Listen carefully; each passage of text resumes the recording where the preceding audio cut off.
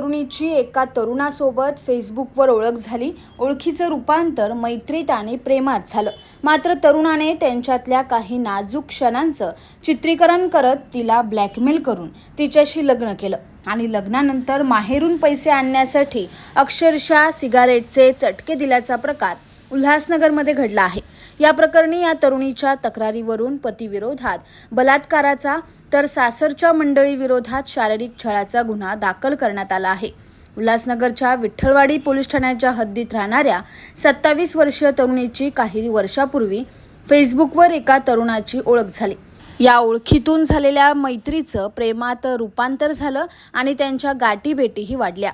एकदा या दोघांमधील नाजूक क्षणांचं प्रियकराने मोबाईलमध्ये चित्रीकरण केलं आणि तो व्हिडिओ दाखवून तिला ब्लॅकमेल करत तिच्याशी मनाविरुद्ध लग्न केलं।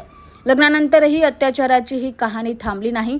तिला माहेरून पैसे आणि विविध वस्तू आणण्यासाठी सासरच्यांनी छळायला सुरुवात केली। काही वेळा माहेरच्यांनी या मागण्या पूर्ण देखील केल्या, मात्र त्यामुळे सासरच्या मंडळींची हाव आणखीच वाढली। त्यातूनच अक्षरशः तिला सिगारेटचे चटके देण्यापर्यंत त्यांची मजल गेली। अखेर हा सगळा छळ असह्य झाल्याने या तरुणीने पोलिसांकडे धाव घेतली।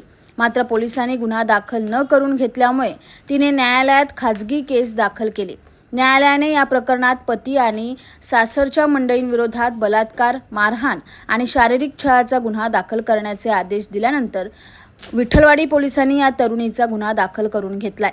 तसंच तिच्या पतीला देखील पोलिसांनी अटक केली।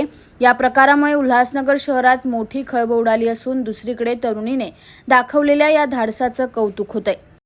विठ्ठलवाडी पोलीस स्टेशनच्या हद्दीमध्ये विनोद चौक येथे राहणारी एक 27 वर्षाची महिला आहे।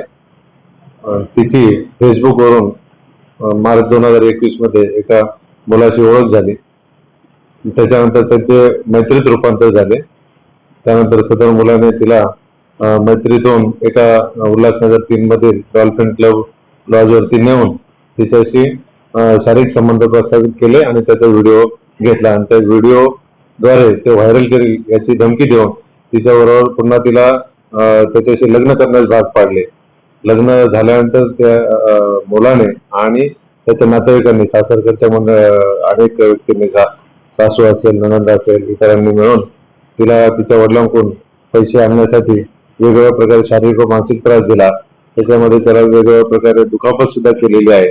काही घरच्यांकडून काही वस्तू आणि पैसे सुद्धा आणायला भाग पाडलेले आहे।